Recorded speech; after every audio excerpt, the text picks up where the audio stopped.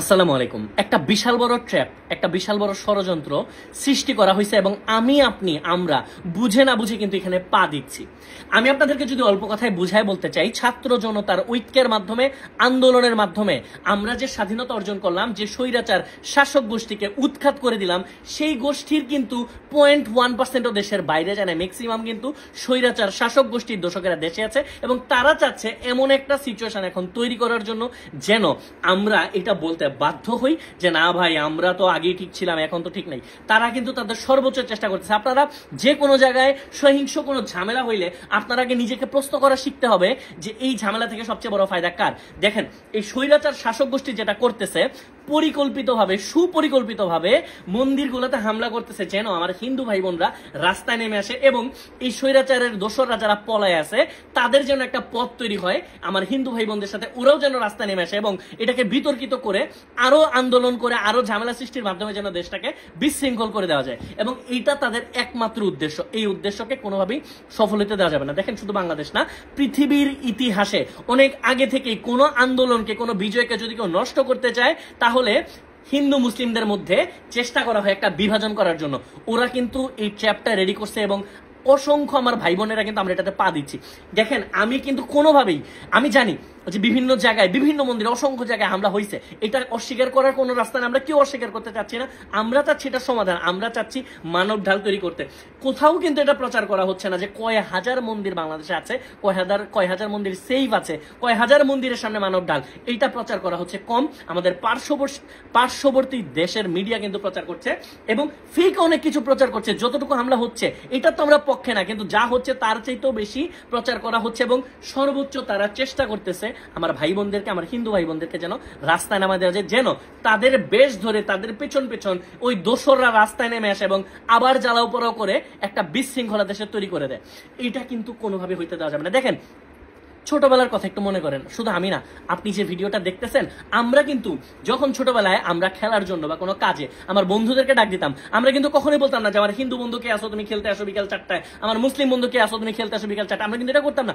আমরা কিন্তু মানুষকে মানুষ, বন্ধুকে বন্ধু বলতাম। বাট আমাদেরকে এখন বলানো হচ্ছে কিছু শব্দ, যেমন হিন্দুদেরকে আলাদা করা হচ্ছে, মুসলিমদেরকে আলাদা করা হচ্ছে, সংখ্যালঘুদেরকে নাম বলানো হচ্ছে, আমাদের মুখ দিয়ে আলাদা করা হচ্ছে আপনাদের মনের মধ্যে একটা ঘৃণা সৃষ্টি করার জন্য, আমাদের মনের মধ্যে একটা ঘৃণা সৃষ্টি করার জন্য। এটা কিন্তু কোনোভাবে হইতে দেওয়া যাবে না।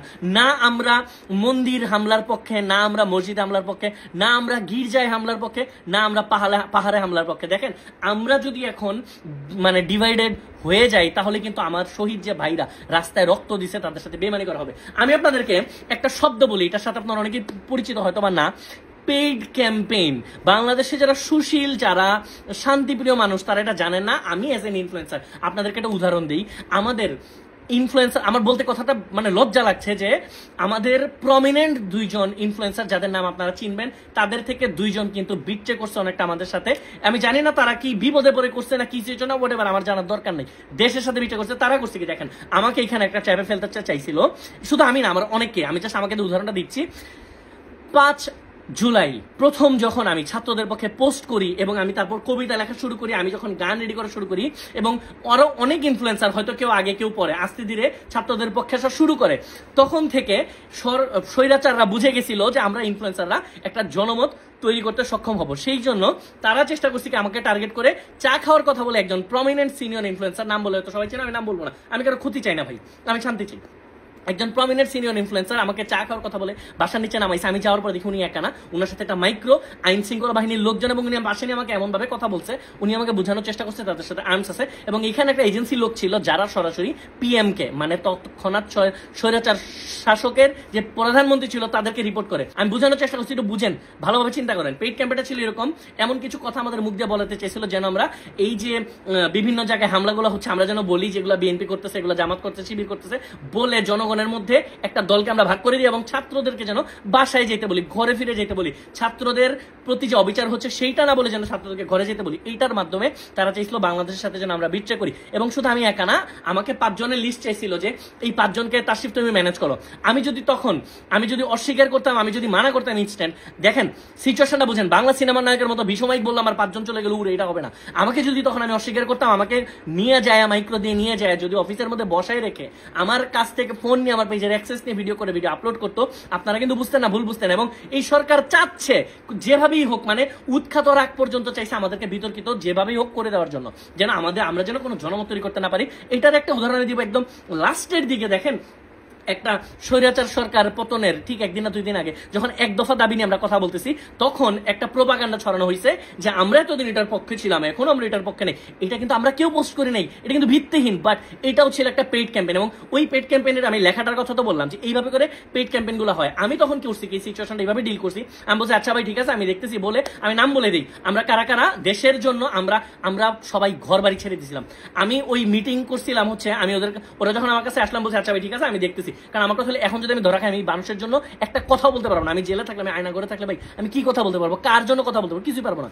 সো আমি মিটিং করছিলাম হচ্ছে আরএস ফাহিম, লেজিট বান্দার যে ম্যানেজার আইমান, নিয়ন এনন, আমরা 4-5 আমরা বসছিলাম। আমরা বসে বলছিলাম এই সিচুয়েশন, আমরা ডিসিশন নিছিলাম আমরা কেউ বাসায় থাকবো না, আমরা প্রয়োজনে পালায় যাবো, তারপরও দেশের সাথে ছাত্রদের সাথে ছাত্রদের রক্তের সাথে আমরা বেইমানি করবো না। আমরা আমাদের সিচুয়েশন দেখেন আমাদের কি হয়েছে আমরা জানি। আমার আম্মু একটা রাত ঘুমাইতে পারেনি, আমি একটা রাতও বাসায় থাকতে পারি নাই, বাসা ছেড়ে দিছি। ফারাবি ভাইও পর্যন্ত জানেন, ফারাবি ভাই কেমন কিছু বলছিলাম যে সাংবাদিক বড় ভাই, আমরা বাসা ছেড়ে দিছি। এবং আমি দেখেন এটা বলতেছি না যে আমি বাসা, মানে আমার বাসা নিচে কিন্তু লোক লাগা রাখছিল। সো আমি বাসা ছেড়ে দিছি, আমরা কি হয়েছে এটা ভাই কিছুই না।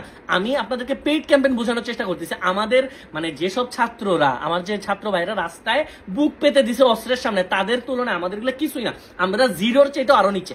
সো আমি এখানে আমাদের সাফাই গাইতেছি না, আমি বলতেছি এইরকম সিচুয়েশন হয়েছিল, পেইড প্রমোশন হয়।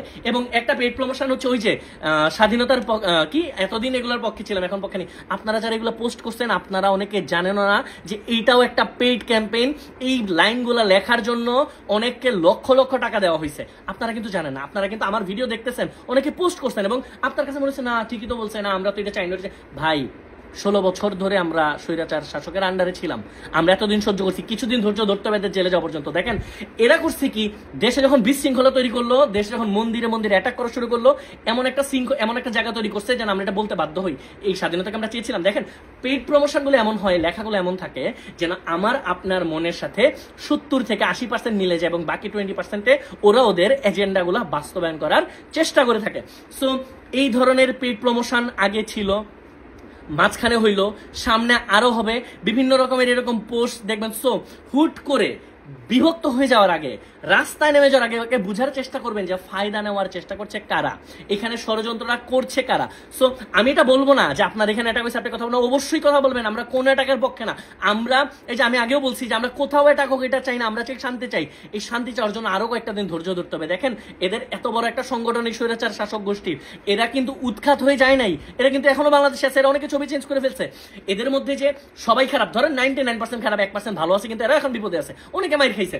তো এরা কিন্তু পালায় যায়নি কোথাও, এরা কিন্তু সর্বোচ্চ চেষ্টা করবে আবার যেন যে কোনো ভাবে হোক ক্ষমতায় আসা যায়। সো এদের এই যে ট্র্যাপ, এই ট্র্যাপের মধ্যে আল্লাহর ওয়াস্তে কেউ পা দিবেন না। হুট করে এই যে রাস্তায় চলে যায় না, আপনি যাবেন, আপনার সাথে মিশে এই স্বৈরাচার শাসকের দোসররা যাবে, 2টা বিল্ডিং এ যখন ঢিল মারবে, যখন পুলিশ এখানে যে বাধা দিবে, তখন অনেক মুসলমানদের মধ্যে অনেকেই বলে উঠবে, অনেক বুঝবে না। আবার অনেকে পেইড ক্যাম্পেইন, ওই যে ওদের মধ্যেই মুসলমান, যেমন দেখেন হিন্দু মুসলিম তো আওয়ামী লীগে আছে, ছাত্রলীগে আছে, যুবলীগে আছে, সব জায়গাতেই আছে। তো এদের মধ্যে অনেকে আবার বলে উঠবে কি যে এই হিন্দুরা এখানে এখন এই বিল্ডিং ঘরে অ্যাটাক করতেছে, এটা আমরা মানি না, এই না সে না। এরা চাচ্ছে হচ্ছে একটা বিভাজন। সো এই বিভাজন যেন কোনোভাবেই না হয়, চোখ কান খোলা রাখবেন, সতর্ক থাকবেন। এবং আমি হাইলি রিকোয়েস্ট করব আমার হিন্দু ভাই বোন যারা আছেন, দেখেন আমরা কিন্তু কোনোদিন আলাদা করে আমার কোনো ভিডিওতে দেখবেন না যে কোনো বন্যায় কাজ করছিল, কোথাও কাজ করার সময় বলছি যে ভাই হিন্দু ভাই বোন হেল্প করেন, মুসলিম, আমি বলছি আমার ভাই বোন। সো আমার ভাই বোনদেরকে বলবো আপনারা আওয়াজ তোলেন, আপনারা কথা বলেন। এই যে পার্শ্ববর্তী দেশ থেকে যেসব গুজব ছড়ানো হচ্ছে এগুলো আমাদেরকে রুখে দিতে হবে।